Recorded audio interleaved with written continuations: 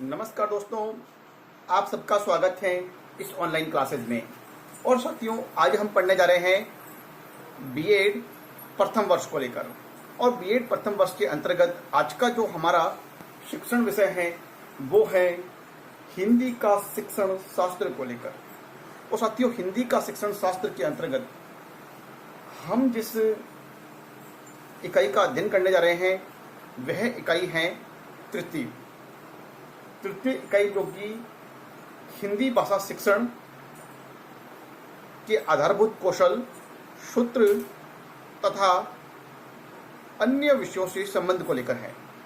और साथियों, इसी के साथ में आज का जो हमारा प्रकरण है वह प्रकरण है हिंदी शिक्षण के सूत्र। हिंदी शिक्षण में ऐसे कौन कौन से सूत्र हैं जिनका मनोवैज्ञानिकों के द्वारा, शिक्षाविदों के द्वारा, चिंतकों के द्वारा, दार्शनिकों के द्वारा या भाषाविदों के द्वारा जिनको प्रतिपादित किया गया है, जिनका एक भाषा को सीखने के लिए इन सिद्धांतों को, इन सूत्रों को अपनाए बिना हम भाषा पर पूर्ण अधिकार बनाने में सफल नहीं होते हैं। तो साथियों, ऐसी स्थिति में हम बालकों में यदि भाषा का पूर्ण विकास करना चाहते हैं तो इन शिक्षण सूत्रों में दिए हुए जानकारियों एवं ज्ञान के अनुसार ही हम बालकों को शिक्षण प्रक्रिया को दें, ताकि बालकों का सर्वांगीण विकास हो सके। तो आइए साथियों, हम बढ़ते हैं अपने प्रकरण की ओर। हिंदी शिक्षण के सूत्र।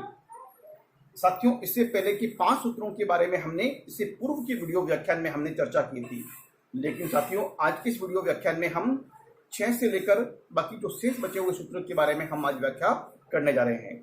तो आइए साथियों, हम बढ़ते हैं पहले 6 नंबर के जो सूत्र है, हम यहाँ पर विश्लेषण से संश्लेषण की ओर। विश्लेषण से संश्लेषण की ओर, इसमें साथियों क्या है, ये जो एक सूत्र है पूर्ण से अंश की ओर, और पूर्ण से अंश की ओर सूत्र का बिल्कुल विपरीत है। वो पूर्ण से अंश की ओर होता है, बिल्कुल विपरीत है। इसमें क्या होता है, पहले तो पूरा ज्ञान दिया जाता है और पूरा ज्ञान देने के बाद में उस ज्ञान की विभिन्न खंडों में या अंशों में विभाजित किया जाता है। उन खंडों में या उसको विभाजित करके उसको पुनः संश्लेषित किया जाता है। उन विभाजित जो खंडों को एक बार पुनः मिलाकर उसके पीछे जो अवधारणा है, कोई तार्किक संबंध है या कोई अंतरक्रियात्मक संबंध है, तो उसको जोड़ते हुए नवीन ज्ञान की ओर हम अग्रसर होते हैं। इसी तरह से मतलब इससे क्या होता है, बालकों में एक तार्किक शक्ति का विकास होता है, बौद्धिक क्षमता का विकास होता है। इससे हम जैसे गणितीय सूत्रों, जैसे समकोण के बारे में बताएंगे, बालकों को त्रिभुज बताएंगे, हम त्रिभुज के माध्यम से हम उसको कोण के बारे में बताएंगे, 90 डिग्री के कोण के बारे में बताएंगे, समकोण के बारे में बता सकते हैं। और इस तरह से हम इसी को संश्लेषित करते हुए हम पूर्ण से अंश की ओर बढ़ते रहेंगे और हम इसमें बालकों का एक नवीन ज्ञान की ओर अग्रसर भी हो सकते हैं। साथियों, अगला जो बिंदु हमारे समक्ष है वो है मनोवैज्ञानिक क्रम से तर्कात्मक क्रम की ओर। अब बालकों में मनोवैज्ञानिक क्रम से तर्कों की ओर, अब तर्क की और मनोवैज्ञानिक क्रम से तर्कों की ओर, इसमें 2 बातें हमारे समक्ष उपस्थित होती हैं। पहली बात तो है कि एक तो इसमें तर्कात्मक क्रम दिया है, मतलब तर्क पर आधारित कौन से क्रम हो सकते हैं, जो तर्क पर, जिनका एक तार्किक क्रम में जो व्यवस्थित है। द्वितीय बातें वो भी निर्भर करती है जो एक मनोवैज्ञानिक क्रम के अनुसार जो एक लागू होती हैं। तो हम ये समझते हैं कि प्रारंभिक विकास के क्रम के आधार पर बालक का जो प्रारंभिक अवस्था है, शैशवावस्था के बाद जो बाल्यावस्था है, उसमें हालांकि शैशवावस्था में भी वो बहुत सारी बातें सीखना शुरू कर देता है। हालांकि उसके एक मातृभाषा की जो पृष्ठभूमि है वो उसके परिवार से शैशवावस्था में ही तैयार हो जाती है। जो 0 से लेकर वो कुछ बालक के बोले जाने वाले शब्दों के बारे में उस पर प्रतिक्रिया व्यक्त करता है, तो वो मातृभाषा सीख जाता है। फिर वो आता है बाल्यावस्था में। बाल्यावस्था में आता है, 5 से लेकर जो आगे की अवस्था है 10 साल तक की।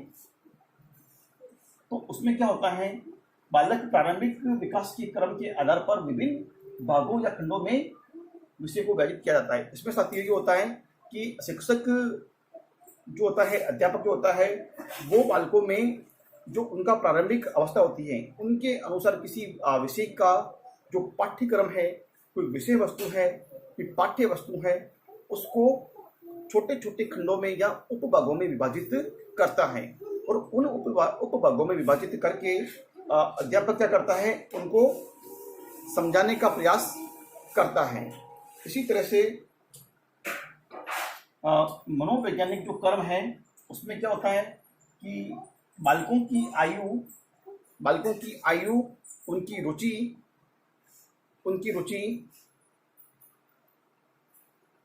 उत्साह, जिज्ञासा, अभिवृत्ति तथा ग्रहण शक्ति, उनकी ग्रहण शक्ति के अनुसार विषय वस्तु प्रस्तुत करता है। साथियों, मनोवैज्ञानिक कर्म सभी मनोवैज्ञानिकों ने कहा है, और मनोवैज्ञानिक विधियों में जब शिक्षण की बात आती है तो जॉन डीवी है, मुनरो है, बहुत सारे से मनोवैज्ञानिक हैं जो बालक के विकास को लेकर, या अनेक सारे से जो मनोवैज्ञानिक हैं, उनका ये तर्क है कि बालक का जो विकास होता है एक क्रम में होता है, निश्चित क्रम में होता है। तो निश्चित क्रम में जब बालक का विकास होता है तो उसके सीखने का क्रम भी उसी अनुरूप चलेगा।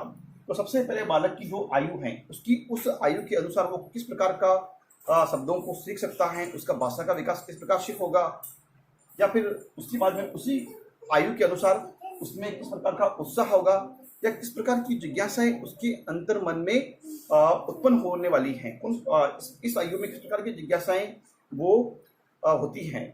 उसके बाद में इस आयु के अनुसार बालक की अभिवृत्ति किस प्रकार की हो सकती है, उसी रूप में, तथा उसकी ग्रहण शक्ति, उसका ग्रहण शक्ति साथियों निर्भर करती है मनोवैज्ञानिकों के अनुसार उसकी बौद्धिक क्षमता के अनुसार।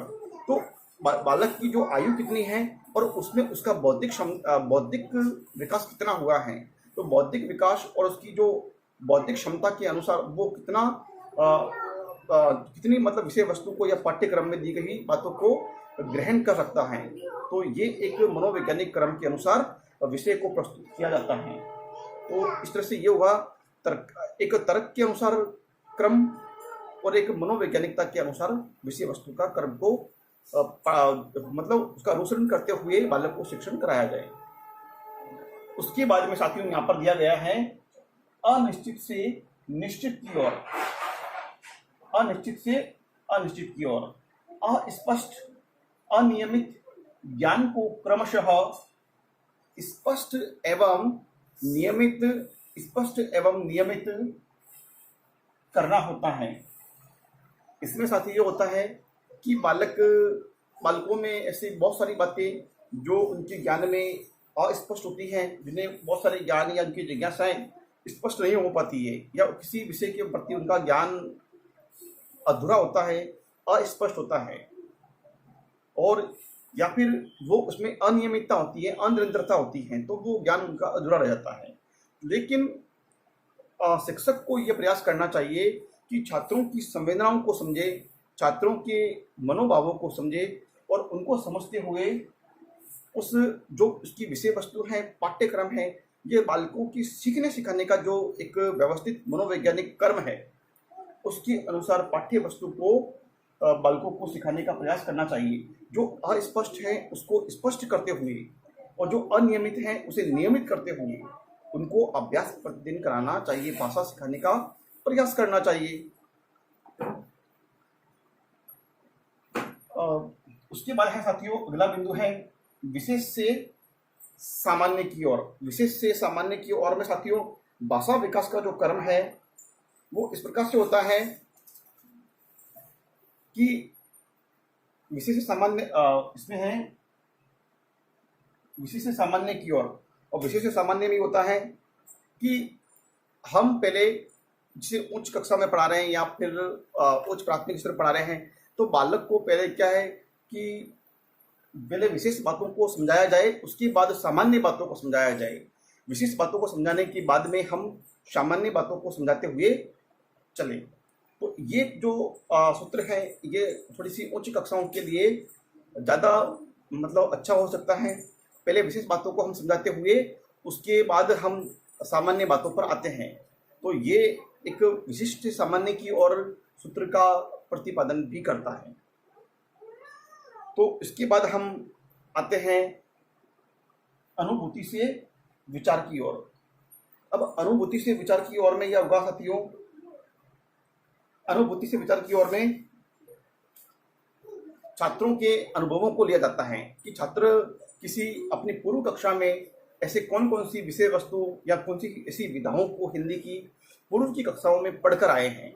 तो उन विधाओं से उनका पूर्वानुज्ञान को हम जांचते हुए, उनके पूर्वानुज्ञान को हम परखते हुए आगे की विषय वस्तु को उससे एक अंतर संबंधित करते हुए हम उस ज्ञान को प्रदान करेंगे, ताकि बालक ये सोचेगा कि जो कक्षा में एक तो उसके मनोवैज्ञानिक तरीके सोचेगा कि अब के जो आया है वो कोई निश्चित नहीं है, हम पहले से पढ़ के आए हैं और अब उसको और से अच्छे से पढ़ सकते हैं।